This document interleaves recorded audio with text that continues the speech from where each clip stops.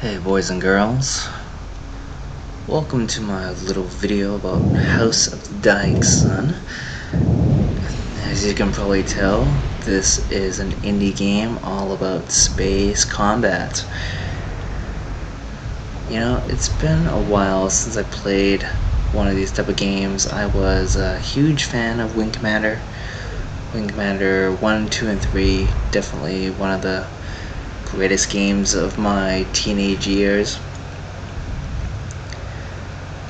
I've heard good space about good space. I've heard good things about Free Space as well, although I've played only a little bit of those games, as well as TIE Fighter. But, you know, we're talking about House of the Dying Sun here. This is a game that used to be called Enemy Starfighter, but they changed the name for some reason. I'm kind of ambivalent about the name change. They're both pretty good. Enemy Starfighter is a little bit on the generic side. I believe they changed the name because there was a change in the overall premise. It used to be actually a bad guy, and you're going around killing good guys, and I think that didn't play too well with people. So they kind of switched it up, and we'll get into that a little bit more when I show you the gameplay. Yeah, I don't want to get too bogged down with the backstory of this game. It just came out early in the week. I'm recording this on a Saturday, and the game came out on a Tuesday, and they have a 10% discount on Steam right now if you decide to pick it up. I believe that should be going on for a few more days. So when you see this video, when you get this video hot, you'll probably have a couple more days to jump on the sale if you are interested. It's by the way, it is $20, roughly $20 in your regional currency on Steam.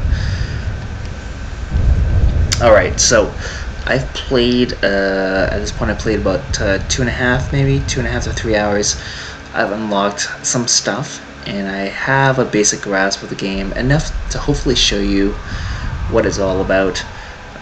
So before I jump into a mission or two, I just want to quickly show you the settings.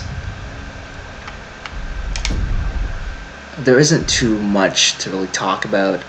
The game runs extremely well. When I first fired it up, they pretty much had all the settings cranked up to full. I changed my overall quality setting from high to ultra, and it still runs buttery smooth. So it's definitely in the vein of an indie game that has very low system requirements, yet this one still looks very nice. As you can see here, it's got definitely a homeworld aesthetic. To me, it's a nice combination of homeworld, free space, and Flotilla, which is another indie game, another indie space game that came out a number of years ago. That was more on the strategic side. Not to say that this game is not strategic at all. One of the selling points of this game, let me just click play here. Oh yes, I always forget about this. This is pretty much all the story exposition you're gonna get in House of the Dying Sun.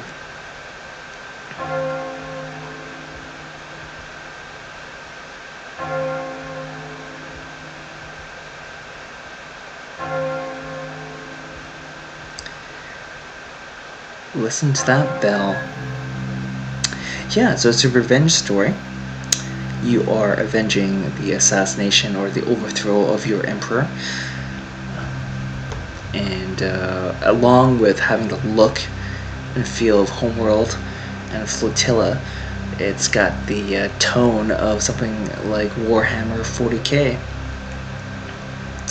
So I said that's about all the story exposition you're going to get, and yeah, I'm really not kidding. The game is very bare bones. It's made by a very small team. The lead developer is actually someone who used to work at Bungie. But it's a very small team. They could only give you, you know, some people have unfairly called it a tech demo, but you're really just getting the core mechanics plus a handful of missions that are just kind of strung together. You have, I believe it's 14 total missions in this game, and they're all built to be replayed. And you'll see what I mean once I kind of go through a mission for you. So here is the main star map, which lays out all the missions that you have available.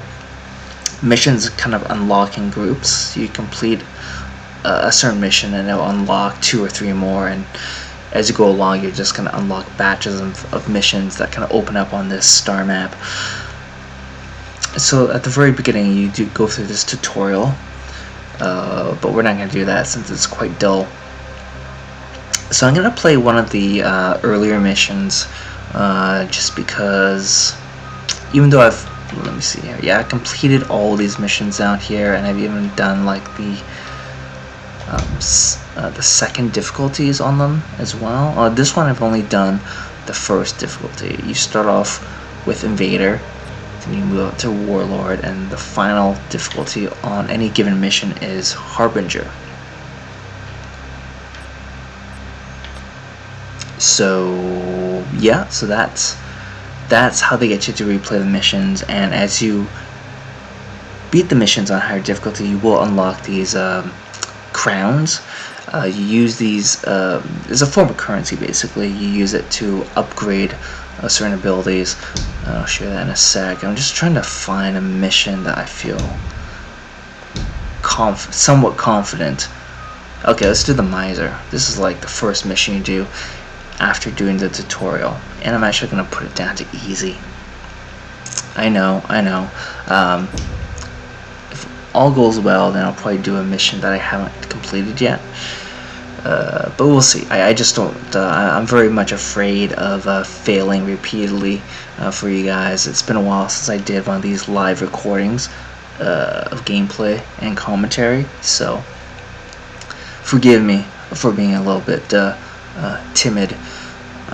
So after you've selected your mission, you get to configure your fleet. Now that I've kind of played a couple hours, I've unlocked 3 destroyers as well as an extra interceptor.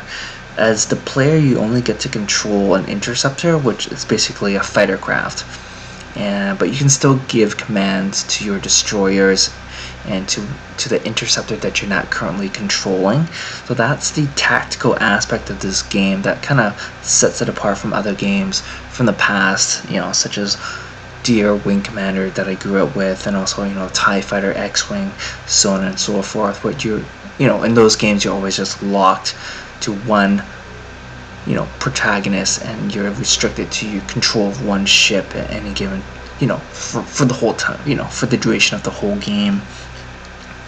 And then yeah, so there's that, and then you have your upgrades, and you get to choose your loadout essentially, which allows for some customization. So you have 2 slots per, I guess, class of ship, and then I click on one of these slots and it brings up the entire sort of a skill grid, I should say. So I haven't unlocked too much. I've unlocked like these enhanced shields, the shield extender. I've unlocked the armor piercing rounds and also the shield piercing rounds. Lately I've just kind of gone for extra damage, just to be more efficient at killing rather than trying to mitigate damage to myself. Since overall I still feel like you're pretty fragile in this game, and death comes very easily. So I prefer to just kind of like go in there and just try and kill my targets as quickly as possible. So we're just gonna stick with this loadout for now, and you can also change up the loadouts on your destroyers, and there's a lot of overlap. In fact, I think they use the exact same kind of perks grid. The destroyers and the interceptors, they share the same stuff, but any one of these will just have a different effect depending on who actually has it equipped. So let's see here, for the shield extender, no, not shield extender, so yeah, for Carapace armor here, it'll be like minus 10% afterburn power for fighters, but it'll be minus 40% max speed for capitals, which I assume refers to destroyers or anything larger than an interceptor. Alright, so yeah, it's pretty cool. I mean, this is basically where they get the replay value out of, this is where players get the replay value out of this game, since it's so content light. Aside from these upgrades, you do have your weapons loadout. So you have your primary weapon, secondary weapon, and a heavy weapon. I'm sticking with the autocannon. I've unlocked this long rifle, which is essentially like a very slow firing, slow reloading space rifle, space sniper rifle. So I prefer to go for my autocannon. And for my secondary, I've unlocked these awesome missiles, the Fury missiles, which lock on to targets, and you get a whole bunch of them, and they travel very quickly, and they just destroy shields like nothing else. So I used to use this ECM Pulse, but now I have the missiles, I haven't looked back. So we're going to stick with those. And then finally for the heavy weapon, we have, for now, just the torpedo. And these do a heck of a lot of shield damage, and they have a great range, but they can be shot down by point defenses quite easily. And they move kind of slow. And we get a similar type of thing with the destroyers. The destroyers do have different sets of options. We have the heavy autocannon or the torpedo, which I just unlocked, so I just want to try it out. And then we have the point defenses, point defense cannon, or the Omni Flak. Interesting. I haven't tried using the Omni Flak yet. Let's try using the Omni Flak. Alright, enough chit chat. Let's jump into this mission, and hopefully I'm not gonna screw it up too badly. Love this intro sequence to each mission. You just kind of fly in, you warp in to the mission, and right off the bat, you're in this third-person perspective. You can hit the start button to pause, which I highly recommend, and then from there you got these like camera controls. You can zoom out, you can zoom in, you can change the angle, and you can use the left stick to highlight various targets. And what I like to do is immediately go looking for our primary objective. More often than not, you're just out to destroy, assassinate a target, I should say.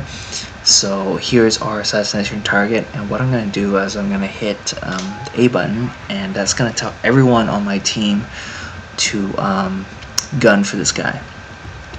And as you can see, we also have a bonus objective, and the bonus for this mission is to kill Thul's escorts. So if we zoom in a little bit here, we see that we have an escort ship, and that's going to be our secondary target. And you want to go for these bonus objectives because you will get those crown points, which you use to buy the upgrades, right? But you do need to take out the primary objective in any mission in order to actually complete the mission and unlock additional missions, or to unlock like a reward such as a new weapon, right? So there's not much more to show you on this tactical view, except to say that it looks pretty, and again it reminds me of Homeworld. And to jump back into action, well, you can just press start again, and you can watch the mission unfold from this view in real time, and you can still continue to give commands, or you can hit the back button and you're just gonna be taken out of pause, and you're gonna put into the cockpit of your interceptor, which we're doing now. Alright, so I'm just going to select my Fury missiles right now. I'm holding down the Y button to bring up the selection dial, and I'm holding down the left trigger to use my afterburners. afterburners to pick up speed, B to brake. I got the lock on now, so I fire a few missiles. I'm switching back to my autocannon now. And he's toast. Oh, look at that. Beautiful. Oh my goodness, the bonus target was destroyed too? Okay, so this is actually not too far off from how some missions will play out. The missions are extremely short. Like, sometimes they can be as short as 2 minutes total. And, okay, let's just complete this mission. This is quite a lot to talk about, actually. And we're just gonna go to our objective point now. We basically have to warp out of every mission. And every mission has a time limit. And that's signaled by the arrival of the trader flagship, which you can see in my HUD right now. Once the trader flagship comes in, it's pretty much your signal to get the heck out of there, because I haven't been able to actually defeat the flagship. I don't even know if it's possible. So it's there as this time limit of sorts, and it keeps the urgency level up, and it prevents you from just sort of basically picking away at a difficult target and kind of hit and run forever, instead of doing hit and run tactics for half an hour, which you could potentially do. You're forced to be extremely aggressive, make smart decisions, and use your resources wisely, and of course have good aim and good command of your own ship. So here is the post-mission screen. There's not a lot of fanfare after you complete a mission. As I said before, it's a small team. They have a limited budget, and there's unfortunately there's no overarching story cinematics. There's no narrative to kind of tie things together, and that's probably the biggest knock I can give on this game, is that it's very sterile. And I grew up with stuff like Wing Commander, and it was like massively cinematic. It really drew me in, not only with the gameplay, but with the development of the story, the relationships I built up with the characters, and so on and so forth. And you just don't get that with this game. What you do get, though, is some nice, quick, intense action. What I did here, I'd already completed this mission on the easiest level, on Invader difficulty, and I could probably try Harbinger just to show you the differences in the difficulty. And I actually haven't even tried Harbinger on this mission yet, so I'm kind of curious. So let's jump into the same mission, and let's try our luck. You see, anytime you go up to a higher difficulty from Invader, it'll give you this a very dire warning. It's for true believers. You may be required to return later with a larger fleet or with a highly customized loadout. I'll just say I'm ready, because I'm a tough guy. And we're just gonna stick with the same loadout. And we're just gonna see if this was gonna be like a sub 2 minute mission again. I highly doubt it, but never know. Alright, so this time I'm not gonna hop into the tactical map. I'm just gonna actually do things a little bit differently. I have my target highlighted, and I'm gonna use the D-pad here. I'm holding up on the D-pad to bring up this command dial, and I'm gonna order my fellow interceptor to attack a target, and I'm also gonna order my destroyers to attack the same target. So there's definitely a lot of flexibility of how you can issue orders, which I really like. Holy crap! My buddy has already been destroyed. this is not gonna go well. Holy crap, the other interceptor already bought the farm. Seconds into the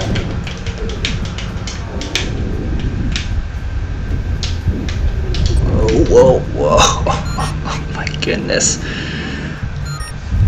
Oh wow.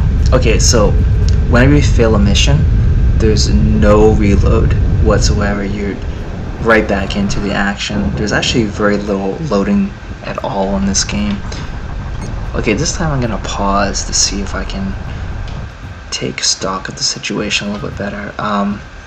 Honestly, I don't know what I could do differently. My guys just seem to be very weak, and the enemy does so much more damage.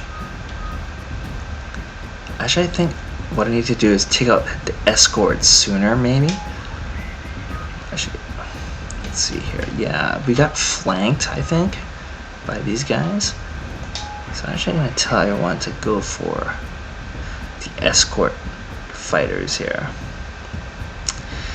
Yeah, I think at this difficulty they do a lot of damage, and I cannot take very much damage, so we'll see how it goes. Okay, I'm gonna jump into my ship now, equip my missiles again, and I'm gonna try and close the distance really quickly. Actually, I'm gonna target another. I'm gonna target the other guy. Oh man, they're hiding behind the asteroid there. The flight model feels really good. It's arcadey.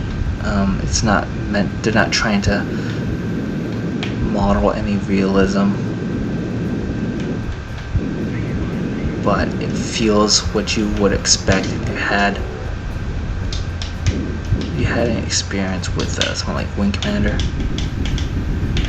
Oh, where? Oh no, I'm shooting at the.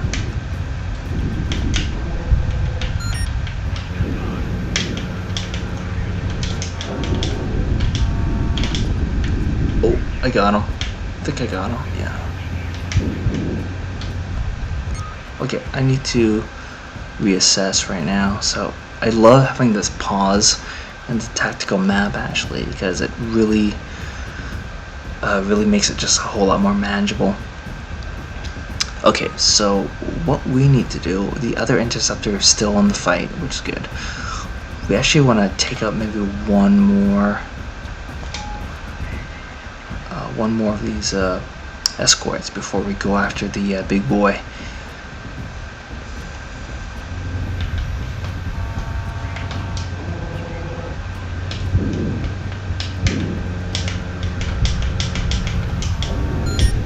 Okay, good.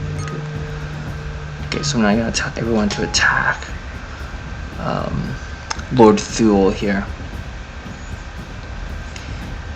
And you gotta watch, if we manage to pull it off, you're gonna see that. Should gotta reload. Oh, nice. Okay, he ejected. Did he eject? Yeah. Okay, so I gotta tell everyone.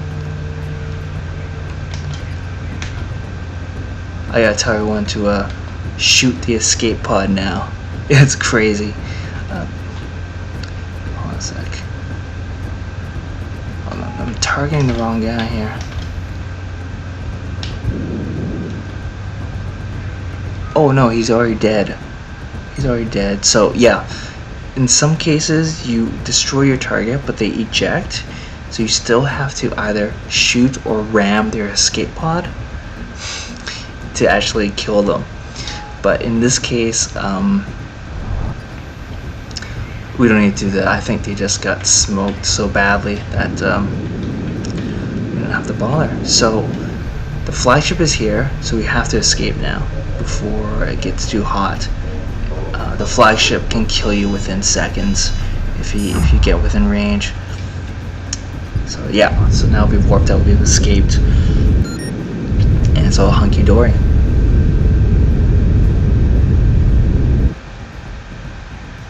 Sweet. So that went surprisingly well. Only took us 2 tries. And yeah, I mean, even on this mission, played on the highest difficulty, the actual duration was just a little over 2 minutes. It's nuts. It feels longer. I don't know if they count the time that I'm paused and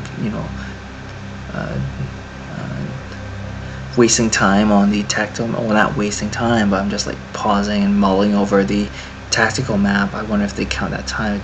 Maybe not, because seriously, it felt longer than 2 minutes and 12 seconds. But you can see now that I've basically sucked all the marrow from this particular mission now. I've completed it on all difficulties. And so basically, yeah, there's nothing left for me to do for this particular mission, which is cool. It's the first time I've 100%ed a mission. So yeah, I guess to close it out, we could do a new mission. We've recently unlocked these 2 missions here. So I'll just check out the rewards right now. Ooh, I can unlock a frigate if I can complete the Templar. Let's see the Templar. The Templar from Koth is running repairs at Outpost Gaul. We have a limited amount of time before her carrier systems are brought back online. INV Zealot has been dispatched to assist you in eliminating the heretic. So here your objective is assassinate the Templar. Bonus objective, destroy all freighters. So you can just tell the flavor of the mission briefing is just still very Warhammer, isn't it? Just the language and the overall tone. Very Warhammer 40k. I like it. I'm a fan of the Warhammer 40k novels. And yeah, I like it. Yeah, I like the tone. I like how it's so serious and so grim dark. So if we can complete this mission, we will get 28 crowns, which we can use towards more upgrades. So yeah, to close out this this general kind of overview of House of the Dying Sun, let's try out this mission here. We're gonna do an easy first. Oh, okay, I see. Yeah. If we just do it on easy, we're just gonna get the 2 crowns. That makes sense. The slaughter is quick. Burning fleets dot the night skies of the heretic homeworlds. There is no honor here. It's great. Even with the difficulty descriptions, you get a lot of flavor. I can appreciate that. They really went out of their way to make up for the fact that they can't have pre-rendered cutscenes or anything like that, or fully voiced narration. You gotta work with what you have when you're an indie developer. We're gonna stick with the same loadout. Alright, murder at Outpost Gaul. What if I'm pronouncing that correctly? Probably not. Let's assassinate that Templar. Oh man, just look at the presentation in this game. It really is nice looking. Oops, I didn't mean to jump in just yet. They could legitimately make a homeworld style strategy game just from this view and interface. Well, maybe not the interface. I do find it a little bit clunky to issue any other type of orders besides attack orders. From here, I haven't quite gotten to grips yet. Like, you can see how I have one of my destroys selected here. I can hold down, I can hit the, I guess, the X button. I guess tell it to move. Oh no, I can tell it to attack something. But then I can cancel it. I can tell it to move, right? And yeah, so I mean, I guess it's not too bad. But being the decidedly non-tactical type, I just like to tell everyone to focus fire on the nearest fool. Am I telling everyone to attack? Alright, let's just jump into the mission. And I can just do things in real time. That's just a bonus objective, so actually I want to tell everyone to go for the Templar. I'm going to tell the fighter to cover me. I'm going to tell the capital ships to attack. There we go. I'm going to switch to my Fury missiles because they're awesome. And I'm just going to blaze in like a cowboy. And hope for the best. This game does support VR. Unfortunately, I do not have a VR setup. Oops. Well, I shouldn't dumbfire my missiles.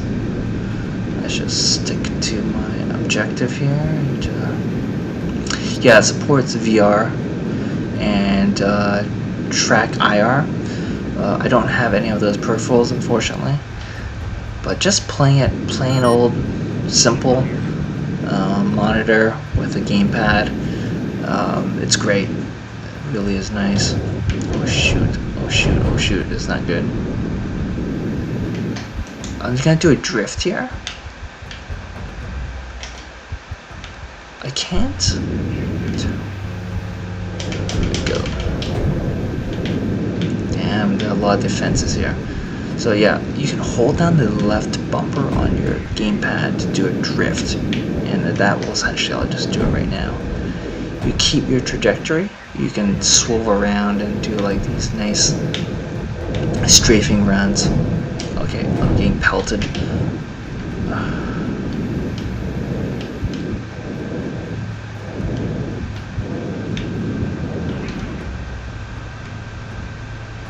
Tell the capitals to attack this guy too.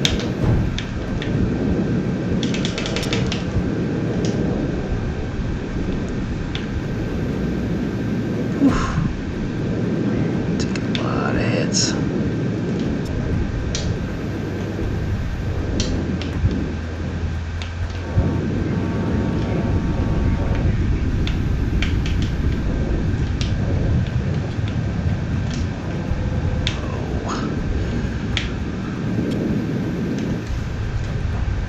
Whip around real quick, reduce my speed, whip around.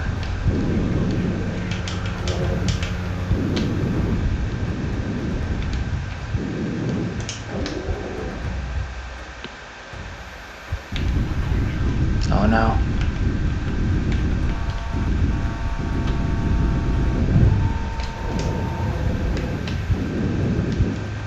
Oh, my destroyers died.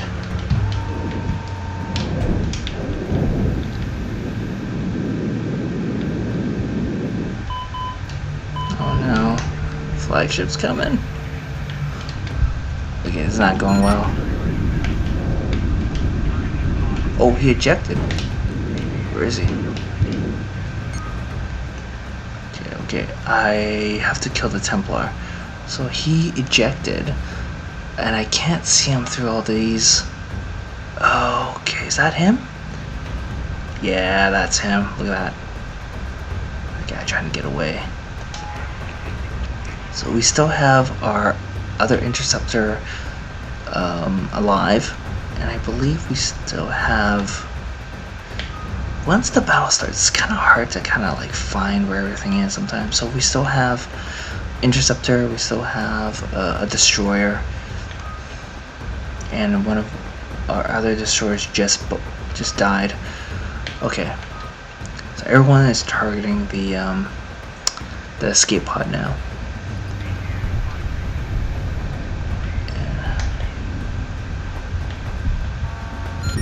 Oh, nice. Okay, we have to get out of here now. We have no time to go for the bonus objective.